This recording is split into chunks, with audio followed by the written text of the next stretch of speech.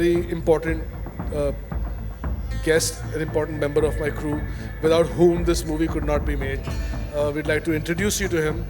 तो ज़रा थोड़ा सा दिल थाम के, थोड़ा सा शांति, because he's a little sensitive. So just be a little patient.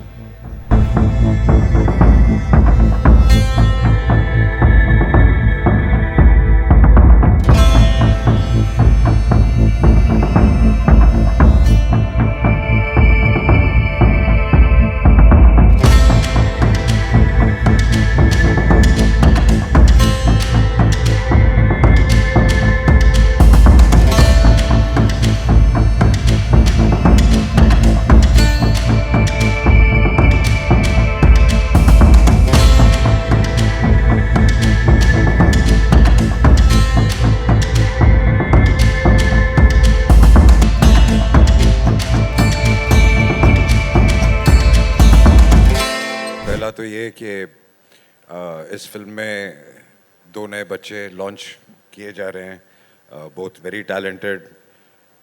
एक जो मेरी कलीग और मेरे दोस्त की बेटी है, और एक अमन जो मेरे बेटे जैसा नहीं बट बेटा है। दोनों ने बहुत अच्छा काम किया है, दोनों बहुत ही टैलेंटेड हैं। और Abhishek, who is known to launch new stars, I would say, not kids, and he's always been successful with that, and बहुत patience है इसमें नए लोगों को, you know, I won't say झेलने का, but उनको संवारने का। But they've done very well, all of them. और दूसरा रीज़न मैं कहूँगा कि जो मेरा प्यार है घोड़ों के लिए, जब हमने शुरू किया था तो बहुत घोड़ों की फिल्में आती थी, और you know, बहुत मज़ा आता था। सारा दिन हम घोड़े पे ही लगे रहते थे, घूमते रहते थे। बहुत टाइम के बाद फिर आई थिंक लास्ट वाज बहुत सालों के बाद थी तानाजी, बट अब फिर ये film. And Abhishek has got some lovely horses, and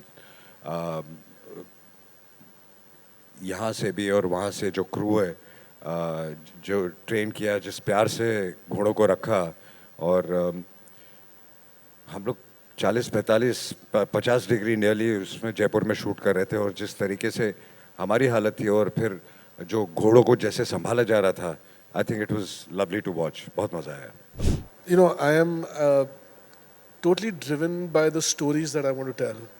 और जब आप कहते हैं कि मैं न्यू कमर्स को लॉन्च करता हूँ, मैं एक्चुअली जो किरदार मेरे कैरेक्टर्स होते हैं फिल्म कहानी बोलने में, मैं उनमें जान डालने की कोशिश करता हूँ।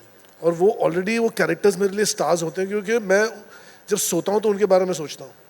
तो जब आप राशा और रमन की बात करते हैं तो मुझे उनमें गोविंद और जानकी नज़र आते हैं, you know, and I am driven, they are, I know them in and out, you know. और मेरे लिए वो बच्चे जैसे होते हैं, और ये मेरी पूरी कहानी, सारे कैरेक्टर्स मेरे बच्चों जैसे होते हैं।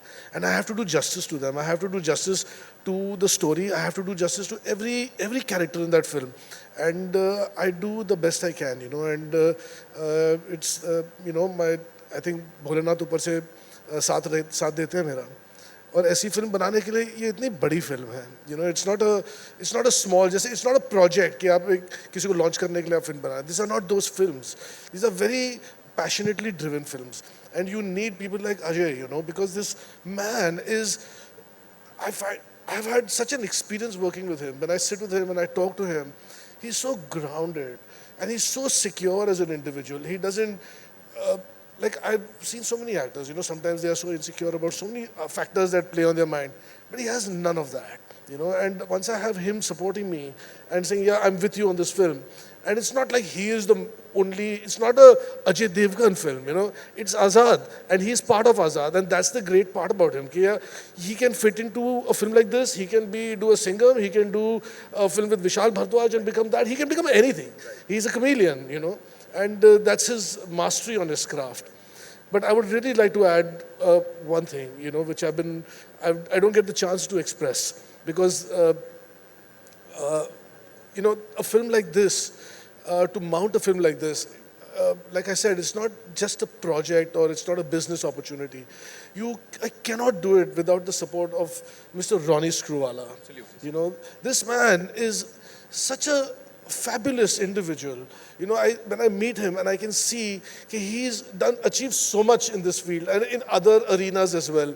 But when you watch him work and the way he thinks, he's like an institution. You know, I learned so much from him about how I should operate. He's creative, and then his business acumen triggers at the way he checks himself, and at the same time he doesn't compromise on the creative part of it. You know, so I mean it's not possible for films like this to be made without the blessings of this man, and you know, every member of my crew. And it would not be fair if I didn't talk about my producer, my wife.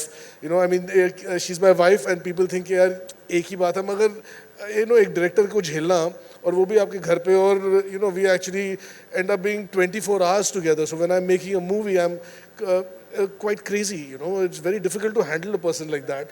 And then when you are the producer of the film, you have to deal with all his professional bullshit also, you know, other than his personal one. So it takes a very strong and solid person to handle a person like me. And I wanted to take this opportunity to thank her.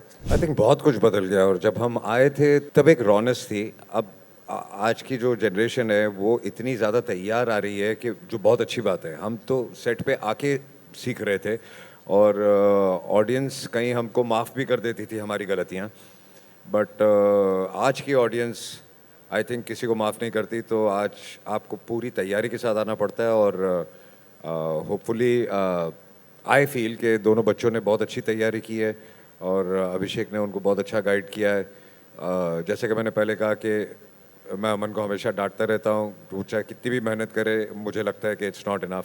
क्योंकि वो एक, मुझे पता है कि एक जो audience है वो आज किसी को माफ़ नहीं करती. तो इसलिए आप जितना भी करें उतना कम है.